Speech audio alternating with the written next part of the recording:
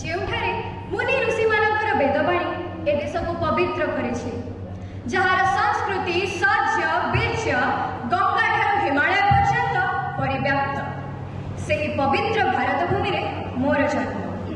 ହୃଦୟ ଆମର ଗୋଟିଏ, ଗୋଟିଏ ଆମର ଜୀବନ। ଭାରତ ମାତା ଆମର, ଆମେ ଏହାର ସନ୍ତାନ। ଶୁଭ ସକାଳ।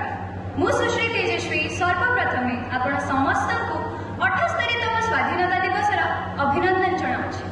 ସମ୍ମାନନୀୟ ସଭାପତି ମହୋଦୟ, ନିମନ୍ତ୍ରିତ ଅତିଥିବୃନ୍ଦ, ପୂଜ୍ୟ ଶିକ୍ଷକ ଶିକ୍ଷୟିତ୍ରୀ ଏବଂ ମୋର ସାନ ବଡ଼ ଭାଇ ଓ ଭଉଣୀମାନେ, ଆଜି ଏହି ପବିତ୍ର ଦିବସରେ ମୋତେ କିଛି କହିବାର ସୁଯୋଗ ମିଳିଥିବାରୁ ମୁଁ ନିଜକୁ ଧନ୍ୟ ମନେ କରୁଛି। ଆଜି ହେଉଛି ଅଗଷ୍ଟ 15 ତାରିଖ। ଆମ ସମସ୍ତଙ୍କ ପାଇଁ ଏକ ଗୌରବର ଦିନ। ଏହି ଯେଉଁ ତ୍ରିରଙ୍ଗା ଆକାଶର ଗଗନେ ପବନେ ହିଲ୍ଲୋଳିତ ହେଉଛି, ଏହା ସାଧାରଣ କନାଖଣ୍ଡେ ନୁହେଁ।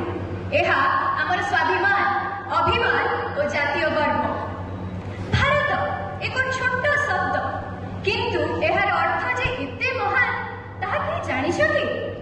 ଅନ୍ଧକାରରୁ ପ୍ରକାଶିତ ଯାତ୍ରା, ଭା ଯୁକ୍ତ ରଥ, ଭାରତ।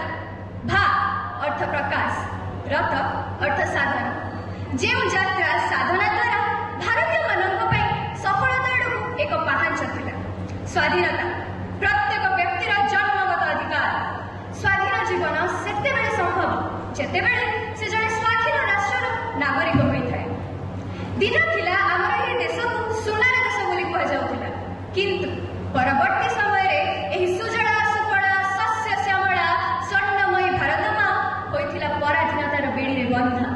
କାରଣ ଥିଲା ଏକତାର ଅଭାବ। କିନ୍ତୁ ସେମାନେ ଭୁଲି ଯାଇଥିଲେ ପ୍ରତ୍ୟେକ ଆରମ୍ଭର ଅନ୍ତ ସୁନିଶ୍ଚିତ। ଶେଷରେ ନିର୍ଯାତିତ ହୋଇ ଆସୁଥିବା ଭାରତ ମାଟିରେ ଜାଗି ଉଠିଥିଲା ଦେଶଭକ୍ତିର ଭାବନା। ଊନବିଂଶ ଶତାବ୍ଦୀ ବେଳକୁ ଜନ୍ମ ନେଇସାରିଥିଲେ ସ୍ୱାଧୀନତା ସଂଗ୍ରାମୀ। ଆରମ୍ଭ ହୋଇସାରିଥିଲା ପାଇକ ବିଦ୍ରୋହ।